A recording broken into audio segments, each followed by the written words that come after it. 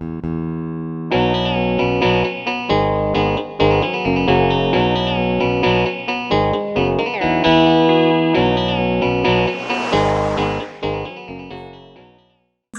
Hola Diego, bienvenido a Ciencia desde Abajo, ¿cómo estás?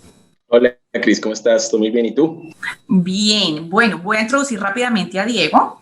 Diego lo tenemos hoy aquí porque él hizo su pregrado en física en la Universidad Pedagógica Nacional en Bogotá, Colombia. Luego hizo su maestría en nanotecnología en la Universidad de Barcelona. Luego hizo su doctorado en la Universidad de Sao Paulo, en Brasil. Y ahora está trabajando en la Universidad de Minas, la Universidad Federal de Minas Gerais, también en Brasil. Entonces estábamos hablando con Diego antes que, pues, obviamente para muchas otras personas de Latinoamérica pensar qué tantas son las distancias en Brasil, pues es como difícil porque Brasil es gigante, ¿no? Sí, es muy grande, es pues un país continental, yo creo que es entre los 4 o 5 países de mayor extensión en el mundo, entonces es como viajar de un país a otro. Sí, sí, sí, claro. Bueno, entonces también quería contarles por qué tenemos a Diego y aparte de pues estas cualificaciones que ya he nombrado, es porque Diego también viene de un hogar con escasos recursos económicos, como todas las personas que tenemos aquí en Ciencia desde Abajo, y pues ha podido hacer muchas cosas, entonces queríamos preguntarle a Diego pues cómo hizo y que nos dé como, digamos, detalles, que nos dé, sí, como un referente para estas personas que están en las mismas circunstancias ahora y que de pronto no saben que estas oportunidades siquiera existen o que pues hay una posibilidad de hacer ese tipo de cosas.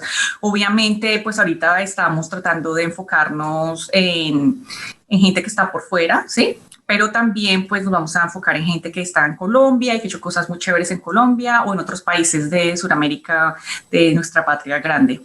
Bueno, Diego, entonces cuéntanos un poco por qué decidiste entrar a la Universidad Pedagógica Nacional en Bogotá a hacer un pregrado en física. Bueno, la historia es un poquito larga y medio complicada, pero voy a intentar resumir. Inicialmente yo hacía ingeniería, ahora se me olvidó el nombre, ingeniería industrial en la Universidad Distrital. Hice algunos semestres y realmente primero no me sentí muy a gusto y segundo creo que no era más o menos lo que yo quería hacer. En esa época, pues uno no tiene muy claro qué es lo que quiere, hacia dónde va. Hay personas que sí, pero en mi caso no era así. Entonces, en algún momento, pues decidí salir de la distrital y medio que sin rumbo, medio que mirando a ver qué oportunidades tenía.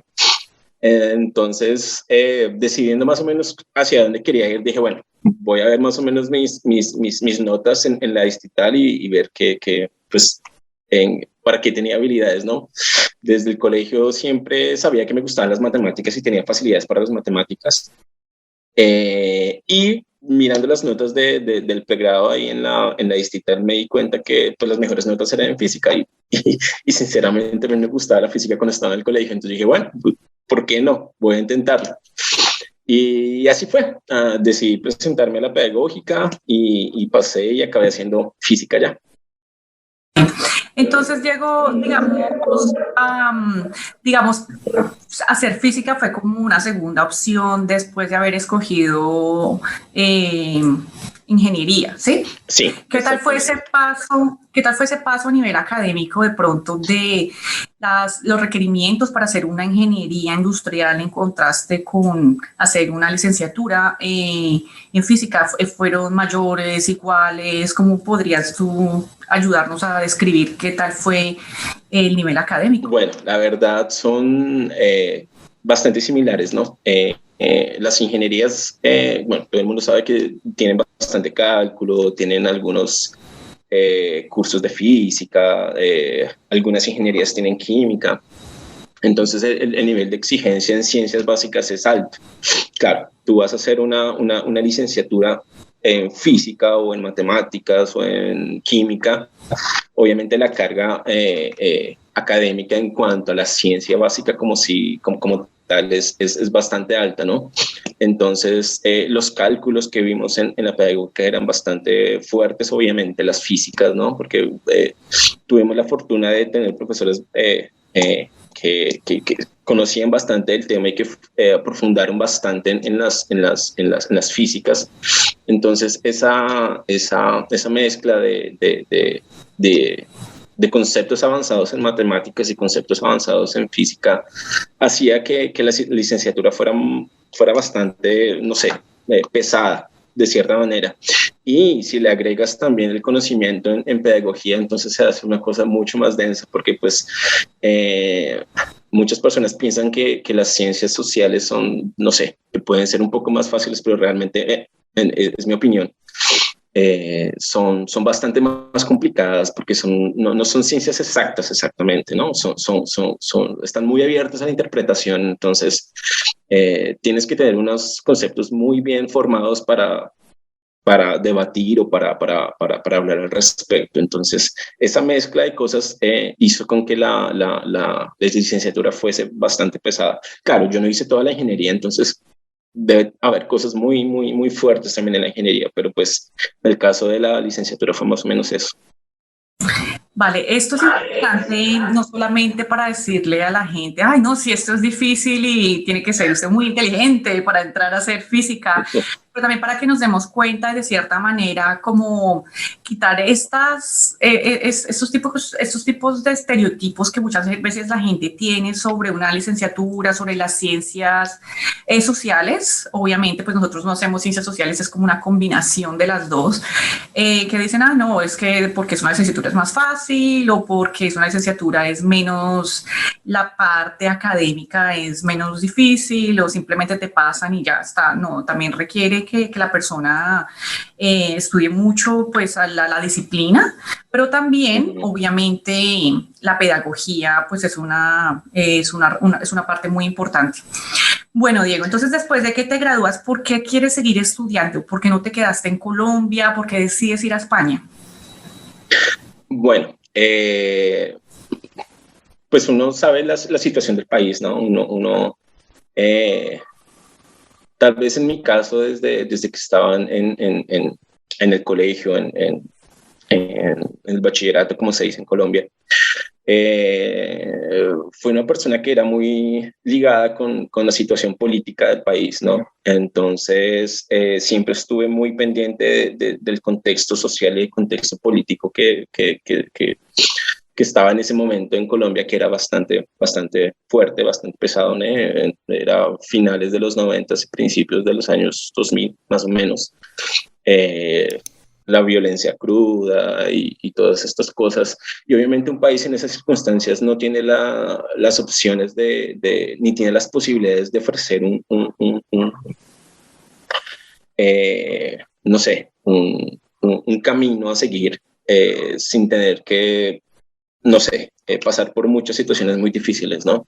Entonces, en ese momento, uno pensaría que afuera uno tendría mayores oportunidades en cuanto a situaciones laborales, en cuanto a situaciones académicas, ¿no?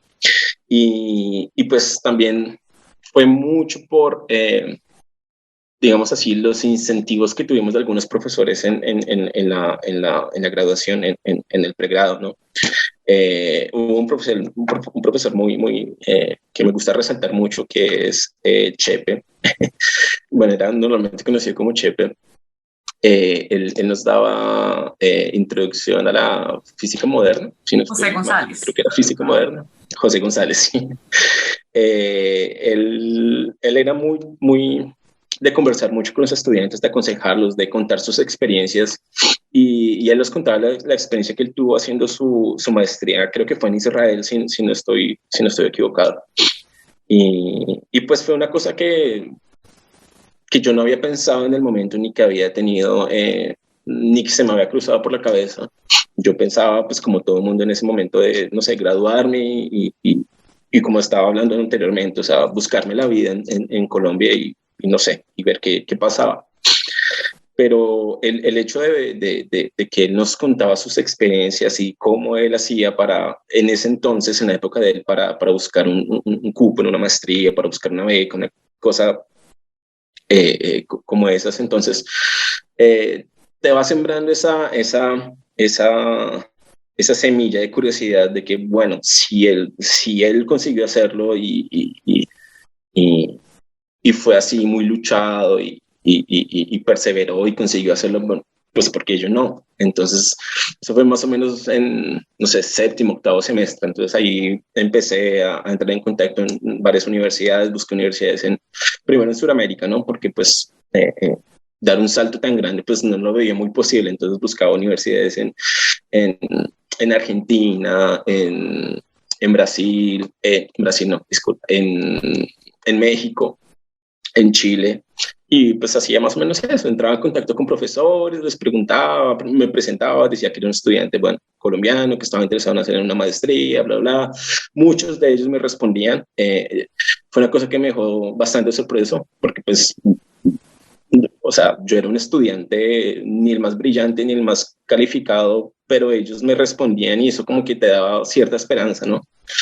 Y así fue que empecé no sé, a intentar buscarme un futuro fuera y bueno, acabé de tantos emails que mandé y mandé, acabé mandando algunos para España y muchos me respondieron, entonces fue más o menos así que, bueno, acabé yendo para España. Vale, Diego. Bueno, ¿y por qué escogiste nanotecnología para tu maestría? Bueno, no sé, las cosas que yo he acabado haciendo, algunas han sido como por, no sé, suena gracioso, pero como por cosas de la vida, por decirlo así. Yo había pasado el proceso selectivo a dos maestrías diferentes allá en la Universidad de Barcelona. Una era justamente nanotecnología, nanociencia, nanotecnología, que me parecía muy, muy, muy interesante, porque era como era como pegar, no sé, los efectos de la mecánica cuántica que uno veía tan, tan lejos, tan distantes, tan, no sé, tan eh, inservibles para algunas personas y aterrizarlos y traerlos a conceptos que se pueden aplicar en infinitas cosas, en tecnología, en ingeniería de alimentos, bueno, en aplicaciones. Entonces me parecía muy interesante esa parte. Y había pasado también a una cosa totalmente diferente al otro extremo, que era astrofísica y física de partículas, porque siempre en la carrera me gustó y tenía cierta facilidad para la astrofísica, ¿no? La relatividad. Entonces, la diferencia, o bueno, lo que me hizo escoger nanociencia es que no el proceso selectivo, sino la fecha para entrar a cursar la maestría en nanotecnología, había vamos a decir así, dos semestres en el año. Entonces tú podías entrar en febrero o podías entrar en septiembre. Mientras que en astrofísica y física de partículas creo que era solo en septiembre. Y cuando recibí la notificación de que había sido seleccionado, fue más o menos como en, no sé, noviembre. Entonces yo quería comenzar ya. Si escogía astrofísica, tenía que esperar un año más y no sé, y no quería esperar más, ya realmente quería salir y quería tener esa experiencia. Entonces dije, bueno, las dos me gustan y la más cercana es nanotecnología, entonces bueno, vamos a hacer nanotecnología. Vale. Ahora, bueno, nosotros sabemos que, pues, como estábamos hablando antes, venimos de hogares que no tienen muchos recursos económicos. Entonces uno dice, bueno, entonces me aceptaron en España, uno cómo hace para conseguir el avión, uno cómo hace para vivir allá, porque, digamos, especialmente Barcelona es una ciudad muy costosa a nivel europeo.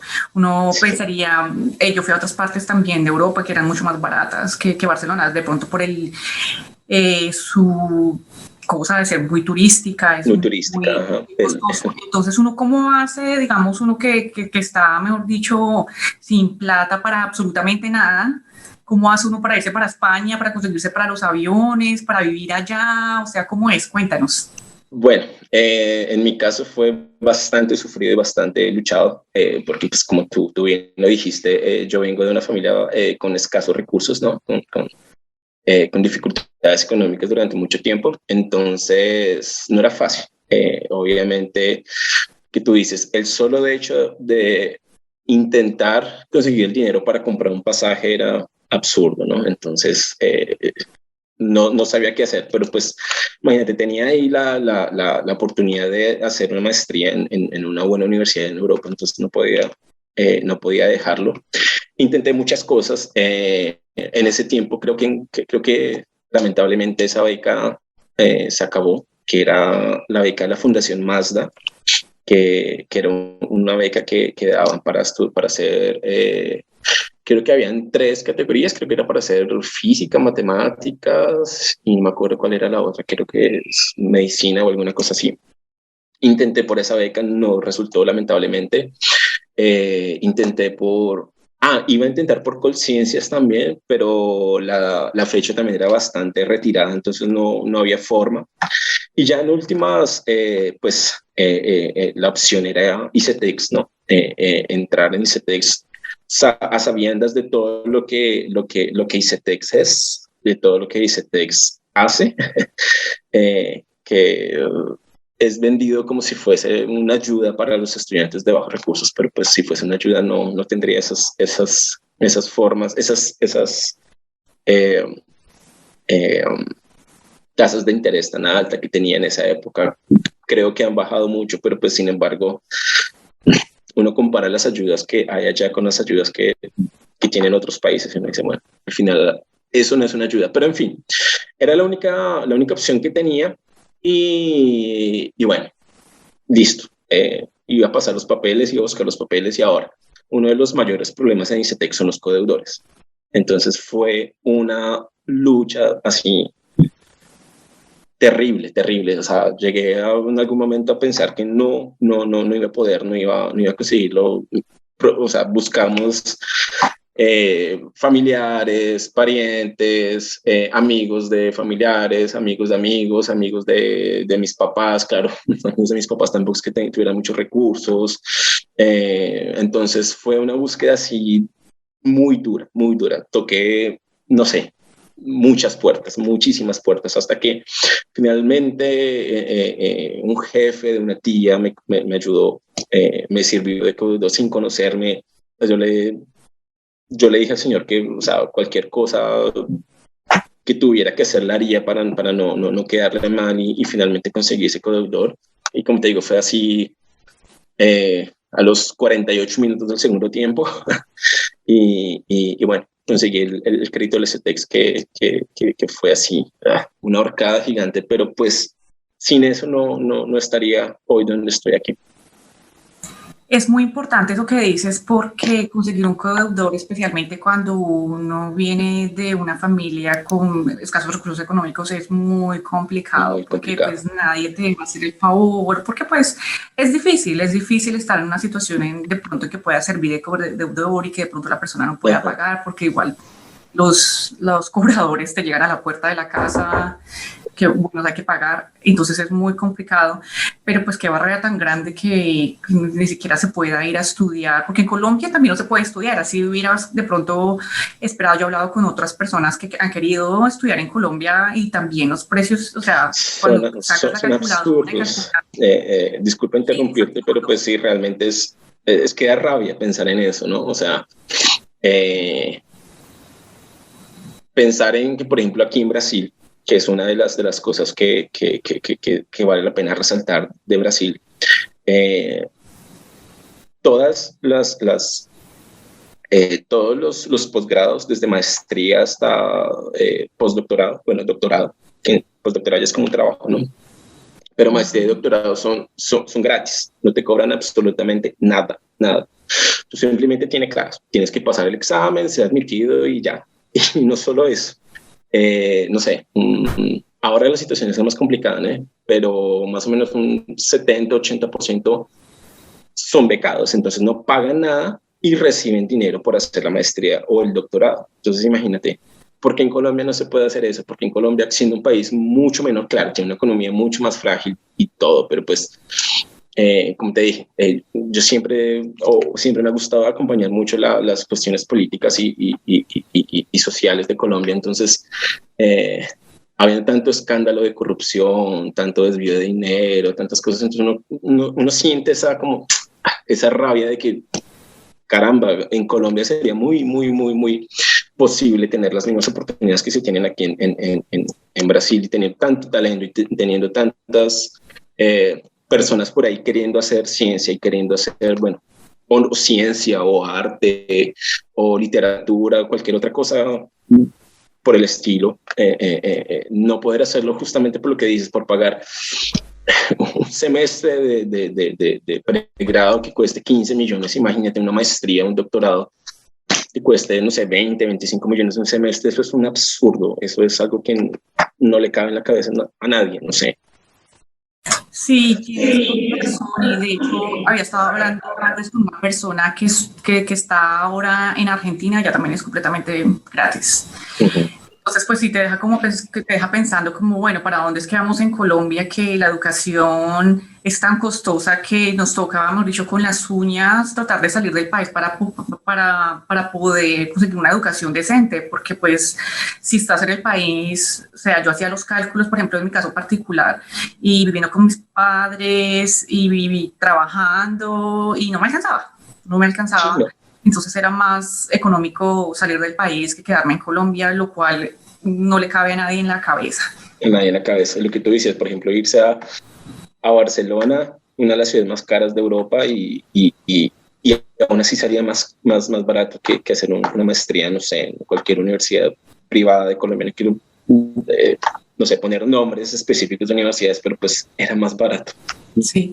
No, y públicas No tiene también, sentido. públicas también. Por Y ejemplo, públicas también. una cosa que la gente no sabe es que si, por ejemplo, la Universidad Nacional o esas otras universidades públicas, sí, el pregrado, si tú pasas, es muy económico, ¿sí? Pero ya posgrados, ya es otra cosa diferente. Y Exactamente. posgrados también pueden ser muy, muy costosos, así sea una institución pública.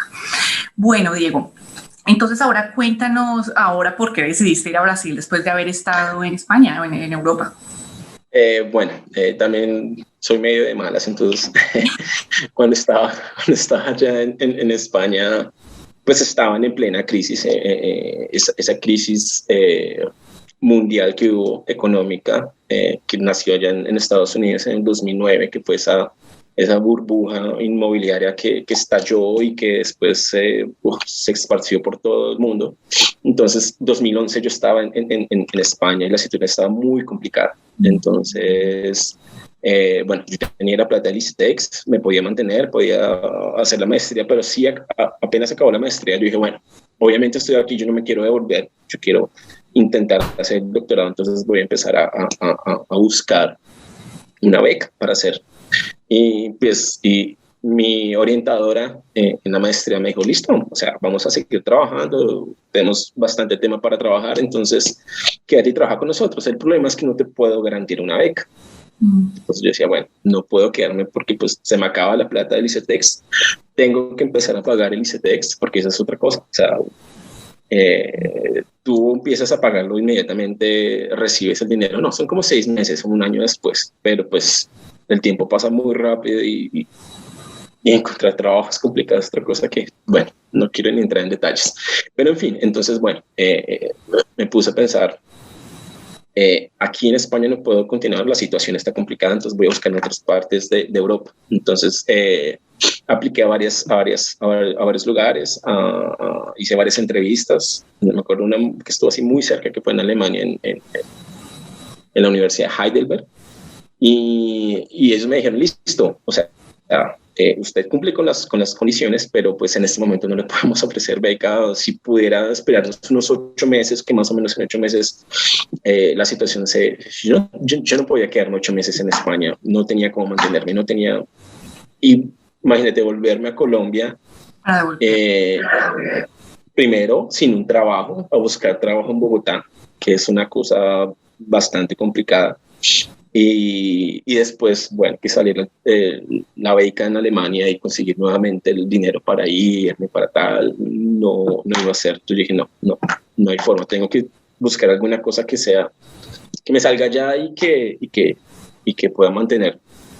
Entonces dije, bueno, voy a expandir un poco el rango de búsqueda y voy a mandar para donde sea. Entonces empecé a mandar hojas de vida, a entrar, así como hice en el pregrado, empezar a entrar en contacto con profesores. Yo creo que esa es la mejor forma. No sé, vamos a poner un ejemplo. A mí me gusta, no sé, la pintura renacentista. Entonces, yo quiero hacer una maestría en pintura renacentista. Entonces, bueno, voy a buscar, no sé, universidades en Italia.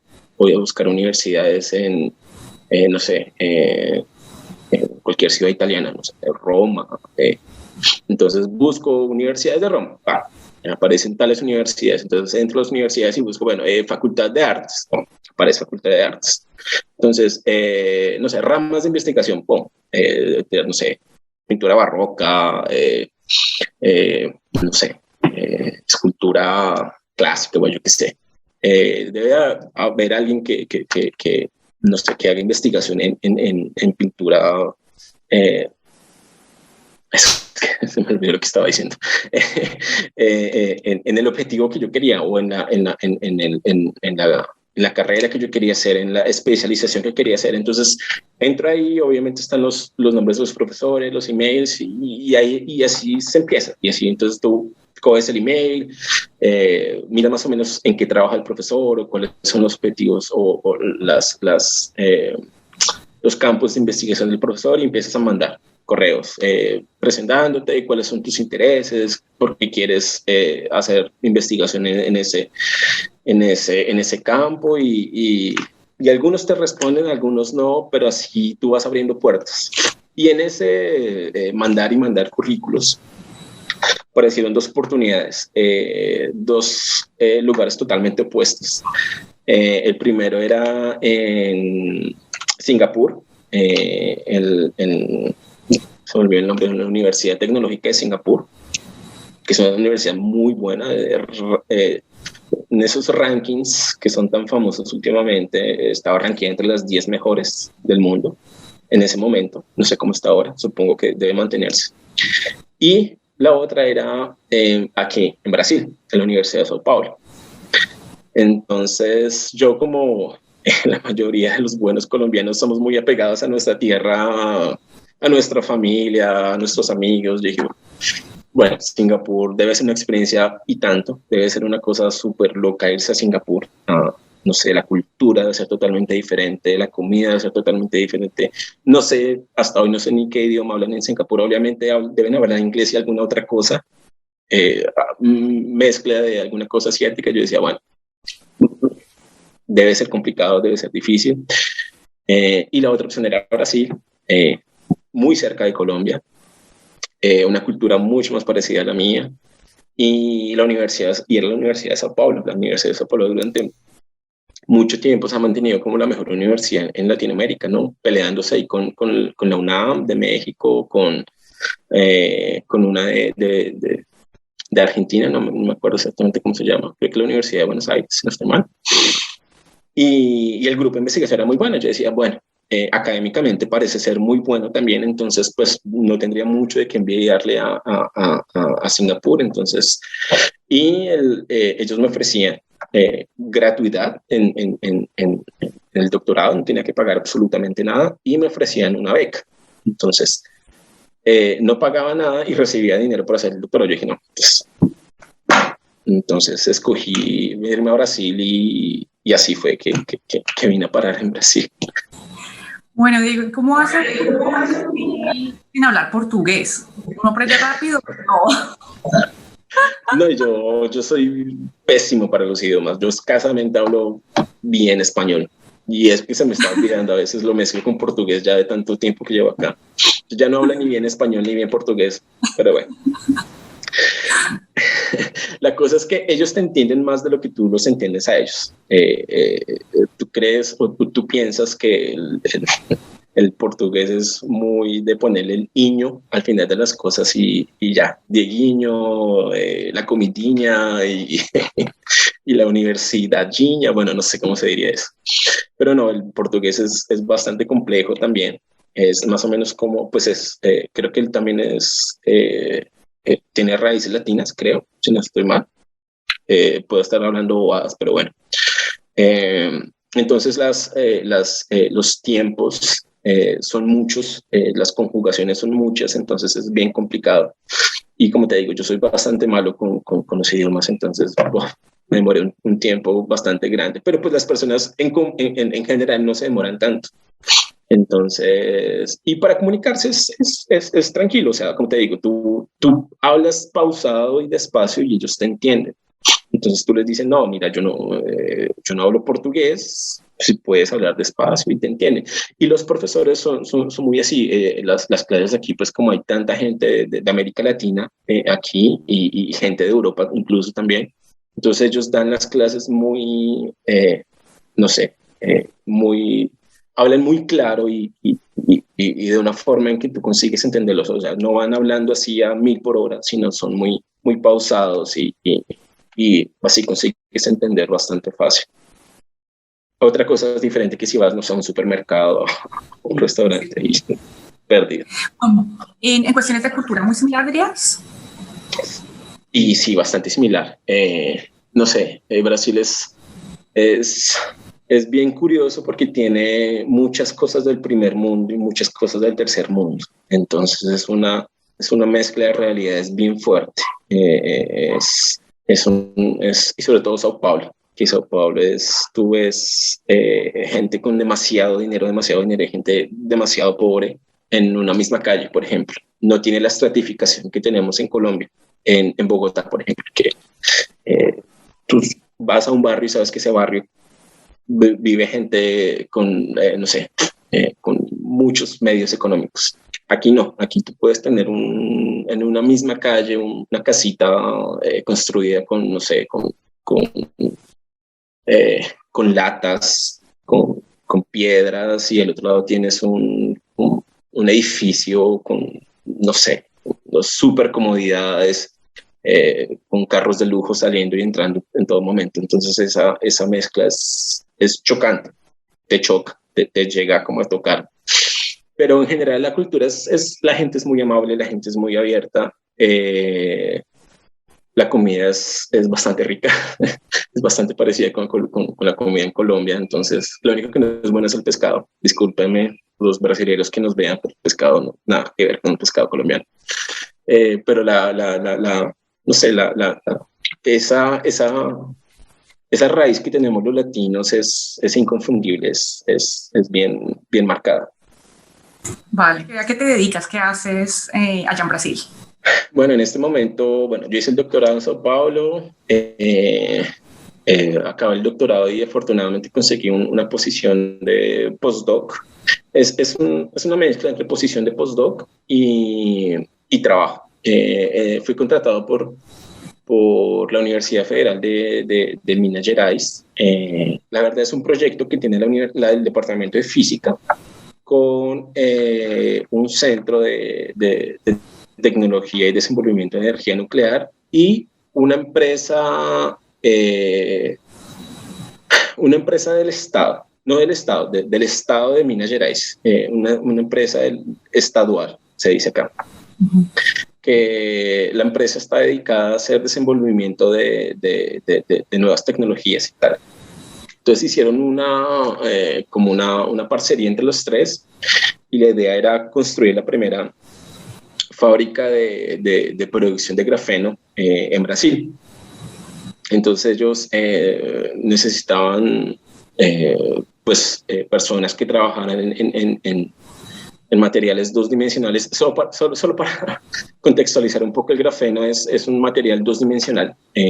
Dos dimensional es como una de las formas de definir los nanomateriales. Dos dimensional quiere decir que dos de sus dimensiones no son nanométricas, son micrométricas. En este caso, en el caso del grafeno, las dimensiones laterales, la largura, el largo y ancho del material puede ser micrométrico, incluso en el rango de centímetros, pero la espesura del material está en el rango de los nanómetros. Una camada de grafeno tiene una espesura de un átomo de carbono.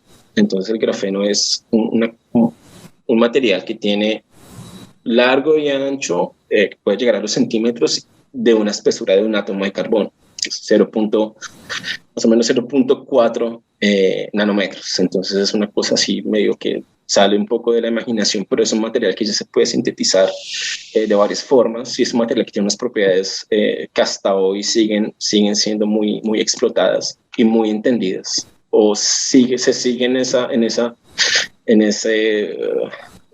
tarea de entender el material un poco. Solo para contextualizar también, las primeras personas que consiguieron isolar una camada de grafeno, extraer una sola camada de grafeno y medir sus propiedades, recibieron el Premio Nobel de Física en 2005. Entonces, desde el 2005 hasta hoy, ya son 15, 16 años, se sigue aprendiendo mucho del grafeno y aún se sigue corriendo atrás de la producción de ese material, porque las aplicaciones que tiene son gigantes. Entonces llevo 4 años en el proyecto. Yo estoy en la parte de caracterización del material, básicamente caracterizando mediante espectroscopía Raman, que es una técnica fantástica para ese tipo de nanomateriales, sobre todo de nanomateriales de carbono, y otras técnicas como microscopía de fuerza atómica, microscopía electrónica de barrido, de transmisión, difracción de rayos X. Entonces, juntando todas esas informaciones y creando protocolos de caracterización, extrayendo informaciones resultantes de los diferentes procesos de producción. Entonces, eso es un trabajo bastante orientado hacia la producción y la caracterización del grafeno, pero al mismo tiempo también trabajo en algo relacionado con investigación. O sea, por eso te decía que era más o menos como una mezcla de dos cosas, de un trabajo medio que en la industria y una posición de postdoctorado que ya sería más investigación básica, ¿no? Entonces es más o menos a eso a lo que me dedico. Vale. La siguiente pregunta es, ¿algún consejo que le puedas dar de pronto a una persona que esté ya de pronto en su pregrado y que quiera hacer una maestría, ya sea en España o en Brasil? Ya nos contaste que pues es bueno estar contactando profesores. ¿Qué tanto influencian las notas? ¿Qué tanto influencia si has hecho un poquito de investigación en el pregrado? ¿Uno tiene que ponerle cuidado a esas cosas o no? Bueno, sí, para la maestría importan mucho más que para el doctorado, por ejemplo. Normalmente ellos piden las calificaciones del pregrado, ¿no?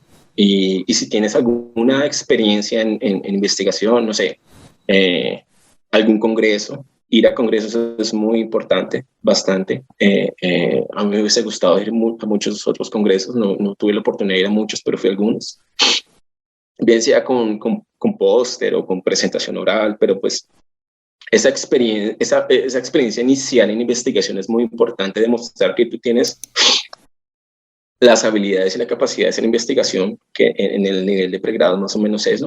Algunas personas consiguen publicar artículos, pero es muy complicado. Si se puede, sería magnífico. Claro, las notas, como te digo, ellos piden las notas y en algunos casos son importantes, mucho más importantes que si te presentas a un doctorado, pero pues tampoco es algo que sea fundamental. Yo creo que si tienes unas notas normales, pero tienes experiencia en investigación, como te digo, en congresos, eso vale mucho, vale bastante. Claro, depende de la universidad y depende de lo que quieras aplicarte, ¿no? Aplicar. Y yo creo que es eso. Bueno, por último, Diego, ¿por qué, digamos, por qué es importante que un país invierta en investigación? ¿Por qué es importante lo que tú haces, digamos, para el nivel económico de un país? ¿Por qué eso es importante? Mira, te voy a poner el ejemplo del grupo de investigación en el que yo estoy trabajando ahora. Ellos tienen... A ver, ¿por dónde empiezo? Voy a intentar resumir. Ellos son especialistas en la técnica que te estaba hablando ahora, en espectroscopía Raman. Ellos son un grupo de referencia a nivel mundial en esa técnica y sobre todo en la caracterización de nanomateriales. Ellos llevan más o menos unos 20 años 25 años investigando haciendo uso de esa técnica para nanomateriales de carbono, porque ellos comenzaron desde antes con los nanotubos de carbono y pasaron sus conocimientos a grafeno. Y claro, ellos trabajaron mucho en la esencia de la técnica, en la información física, en los conceptos físicos que tú puedes extraer de la técnica, pero también iban un poco más allá. Intentaban construir sus propios equipamientos de medida, y eso hizo con que ellos en algún momento intentaran mejorar las condiciones de medida. En este caso sería la resolución espectral y la resolución espacial. Entonces, ¿qué tanto puedes resolver a nivel espacial y qué tanto puedes resolver a nivel espectroscópico? Espectral es una cosa bastante interesante. Entonces ellos empezaron junto con otros investigadores de otros lugares, a ver nuevas formas de caracterizar. Entonces ellos medio que crearon con otros grupos una técnica que se llama espectroscopía Raman mejorada por sonda. Entonces, ellos más o menos lo que hacen es colocar una punta, una sonda de microscopía de fuerza atómica alineada, no sé, se me olvidó cómo se dice en español, alineada con el láser, y crean un efecto plasmónico en la punta que va a generar un mejoramiento en la señal que tú mides. Y bueno, tiene una serie de cosas bien interesantes ahí. Ellos comenzaron con ese proyecto hace 15 años y recibían apoyo de varias instituciones públicas. Entonces, aquí hay varias instituciones que apoyan, vamos a decir así, como conciencias, que hay como 2, 3, 4 conciencias que son instituciones públicas que se dedican a invertir dinero en investigación. Y era una investigación completamente básica, era física básica. Entonces, cómo interactuaba el láser con la punta, como si tú polarizabas el láser con, no sé, una polarización circular o una polarización en uno de los planos, tú mejorabas o perdías señal. Entonces era una cosa súper básica. A medida de que fue pasando el tiempo, esos 15 años, fueron mejorando. Hace 2 años, ellos llegaron a encontrar cuál era el truco para mejorar los dos tipos de resolución espectral y espacial. Y ellos consiguen hacer espectroscopía Raman en 10 nanómetros con una resolución espacial gigante, espectral gigante. Entonces ellos decidieron que ellos iban a hacer una patente de ese resultado de esa investigación de 15 años, y iban a construir su propio equipamiento, su propio equipo. Ahí recibieron nuevamente apoyo del Estado. Hoy en día ellos tienen esa tecnología patenteada, ya la patentaron en Estados Unidos, la patentaron en Europa, y están próximos a recibir la patente en China.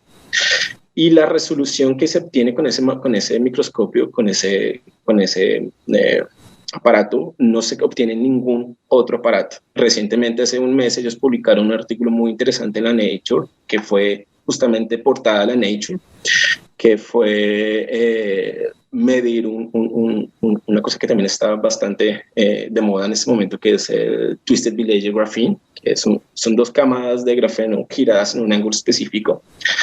Puede ser una respuesta muy, bueno, que se está debatiendo mucho sobre sus propiedades conductoras, porque es un semiconductor, un superconductor, que funcionaría a temperaturas muy altas, que es una de las utopías de la física desde hace muchos años. Entonces ellos consiguieron medir una cosa que nadie antes había podido medir, y concluyeron algunas cosas bastante interesantes con ese equipamiento. Entonces, ellos recibieron todo el apoyo logístico y de dinero y de tiempo, sobre todo 15 años. Imagínate, el Estado estuvo patrocinando a ellos durante 15 años y consiguieron un equipamiento que es de primera línea a nivel mundial. El segundo equipamiento que esté, que esté cerca de lo que ellos hacen está muy lejos y ya están empezando a producir el equipamiento a nivel industrial para venderlo a japoneses, a estadounidenses, alemanes. Ya tienen pedidos de varios lugares del mundo por ese equipamiento.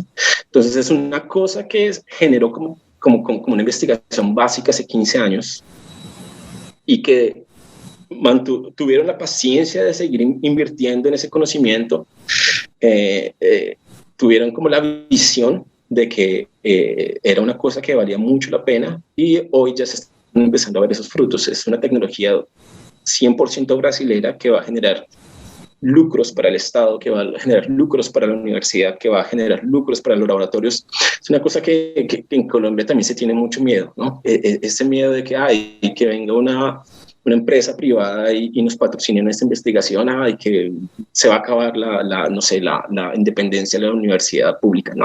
No, tú estás mejorando. Tú puedes hacer un negocio una parcería con una industria privada y vas a sacar un producto o alguna cosa específica y tú vas a tener unos beneficios y esos beneficios, valga la redundancia, van a beneficiar a los siguientes estudiantes que lleguen a tu universidad, en laboratorios, en salas de aula. Entonces es una inversión que tú estás haciendo el mejoramiento, no sé, de la investigación, de la docencia en las universidades públicas, que realmente es algo que hace falta en Colombia y que pues si no se tiene ese apoyo del gobierno nacional, por lo menos si se tuviera apoyo de, no sé, alguna institución privada sería magnífico. Pero entonces es eso. Son cosas que llevan mucho tiempo y que se tiene que tener la visión para poder apoyarlas y saber que van a dar un lucro, porque pues así es, pues uno sabe, ¿no? Las grandes potencias, ellos saben realmente cómo salir de las crisis, cómo apoyando la investigación.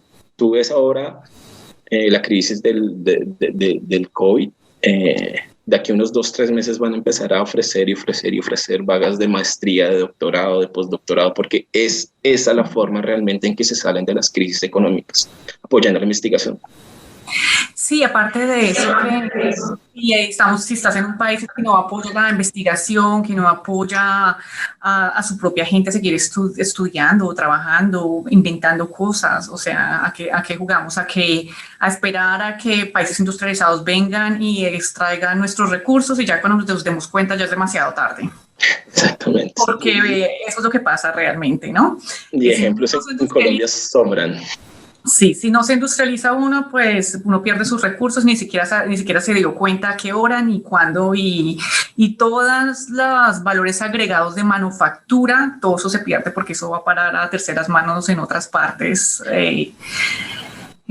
lejanas en vez de beneficiar a las mismas personas de ese país. Bueno, entonces pues yo te agradezco mucho el tiempo por contarnos todas sus experiencias. De pronto hay muchas personas allá afuera que nos están viendo y que quieren salir, quieren investigar, que quieren hacer cosas. Y yo siempre les digo eso, estas son como unas opciones, estas son digamos como unas personas que han podido hacer estas cosas y que uno puede seguir ese ejemplo, pero pues como a largo plazo esta no es la idea. A largo plazo la idea es que uno se pueda quedar en Colombia, que uno se pueda quedar cerca a su familia y que uno pueda trabajar, estudiar allá, conseguir un trabajo. Por ahora es una solución, ¿sí? Es una solución mientras salimos de las aguas turbulentas, digamos, ¿sí? Y mientras eso pasa. Pero entonces, mientras estamos haciendo esas cosas, también tenemos que trabajar paralelamente mejorando o llegando a la democracia finalmente y sabiendo elegir nuestros líderes porque pues ellos desgraciadamente o afortunadamente son los que determinan para dónde va la plata. Si la plata va a comprar aviones de guerra o si la plata se va para comprar instrumentos y para pagarle a investigadores para invertir para que más a futuro esa plata se vea reflejada y llegue pues al país. Yo creo que esa es una de las cosas más importantes que un estudiante tiene que tener, que una persona tiene que tener. Uno tiene que ser un sujeto político, uno tiene que tener una opinión política. Y me da mucha risa entre comillas, porque era más rabia, en las últimas elecciones en Colombia, que decían que el país estaba polarizado y que yo no voy a perder amigos por política. Me da risa porque si hay una cosa que te haga perder amigos es la política, porque la política abarca todo, ¿no? Desde cómo percibes tu país, cómo quieres que tu país, no sé, sea manejado, o cuáles sean los lineamientos de tu país, cómo tú percibes el mundo y la sociedad como persona. Si tú tienes diferencias grandes respecto a eso con otra persona, hombre, no tienen cómo ser amigos, o sea. Entonces, yo creo que eso es muy importante. Ser un sujeto político y tener un posicionamiento político fundamentado es muy importante. Para que en el momento en que lo que tú decías, vayas a elegir tus gobernantes, claro, tú no vas a tener a alguien que comparte 100% tus ideales, pero sí algunas cosas básicas, algunas cosas que son necesarias, y pues apoyar esos candidatos y esas ideas, sobre todo esas ideas de igualdad, de tener las cosas mínimas, educación, salud. Sí, es que como hemos hablado aquí con otras personas también, el hecho de que uno salga a protestar a la calle no es porque no quiera hacer nada, no es que yo quiero quedarme sentado y que me llegue el dinero y no hacer nada, no, o sea, uno sale porque uno sabe que la situación del país está difícil y grave y que si no se hace algo, las cosas no van a cambiar, no van a cambiar. Como uno ya se ha dado cuenta, uno va y pelea para que las cosas cambien. Sí, nosotros afortunadamente, pues tuvimos el privilegio y la suerte de salir del país y adquirir una educación que la mayoría de colombianos no adquieren, ¿sí?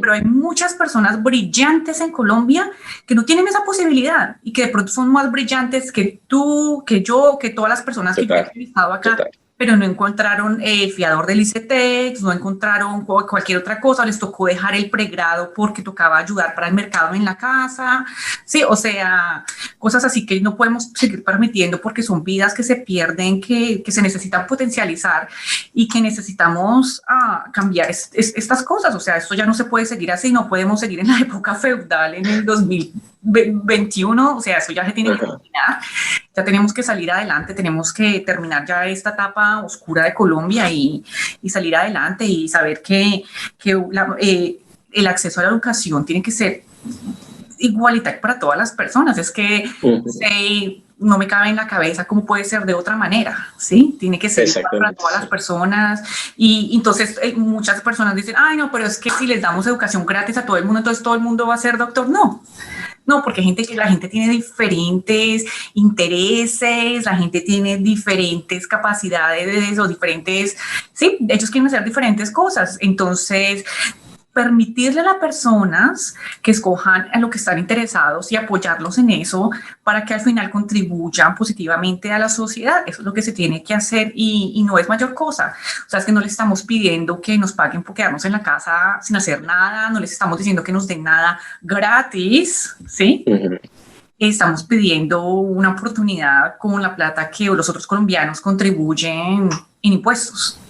O sea, exactamente. Estamos pidiendo ese concepto de gratuidad es totalmente errado, o sea, no es gratis, porque todo el mundo paga los impuestos, obviamente no todo el mundo, pero las personas que pagan sus impuestos los pagan, y esos impuestos tienen que ser usados en pro de desenvolver el país, ¿no? De muchas formas, y entre esas, pues obviamente la educación.